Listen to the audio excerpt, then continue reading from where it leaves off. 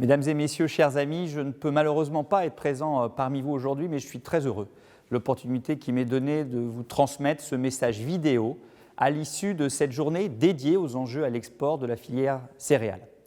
La filière céréalière, vous le savez, a une place toute particulière dans notre appareil exportateur. L'image que la France projette dans le monde est intimement liée aux produits de ses terroirs et la qualité mondialement reconnue de vos savoir-faire contribue puissamment à faire rayonner notre pays.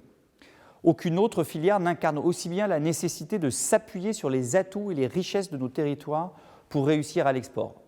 Votre filière, particulièrement aguerrie à l'export, est l'une des fiertés de notre commerce extérieur. Les produits céréaliers français sont demandés et recherchés, et malgré l'effondrement des échanges commerciaux internationaux, vous avez résisté. Vous avez su maintenir vos activités à l'international. J'y vois le signe de la solidité de votre filière. J'y vois aussi la récompense des efforts que vous fournissez au quotidien pour maintenir des standards de production exigeants et respectueux de l'environnement. Acheter français, c'est acheter durable et vos clients le savent parfaitement. C'est un modèle qui a fait la preuve de son succès. Nous voulons le consolider en vous donnant les moyens de vous projeter encore plus efficacement sur les marchés internationaux. C'est l'objet du volet export du plan France Relance qui mobilise 250 millions d'euros au service de nos entreprises exportatrices. Nous mettons notamment à la disposition des entreprises de la filière céréales des études de marché ciblées vers les pays d'Asie, où il existe encore un important potentiel de croissance à l'export. Chèque relance export, chèque VE, vous savez, c'est volontaires internationaux en entreprise, compte personnalisé de l'exportateur.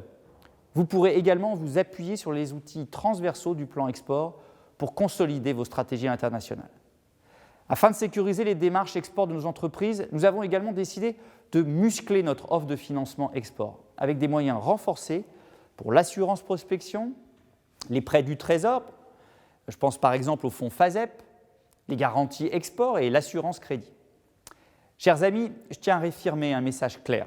L'ensemble du gouvernement est à vos côtés. Avec Julien Denormandie, nous le rappelons à chaque Conseil européen. Nous l'avons également rappelé avec force devant le Codex Alimentarius, l'organe chargé d'élaborer les règles sanitaires et phytosanitaires internationales. Ma conviction, c'est que notre politique commerciale doit assurer la protection des consommateurs et des conditions de concurrence loyales pour nos producteurs.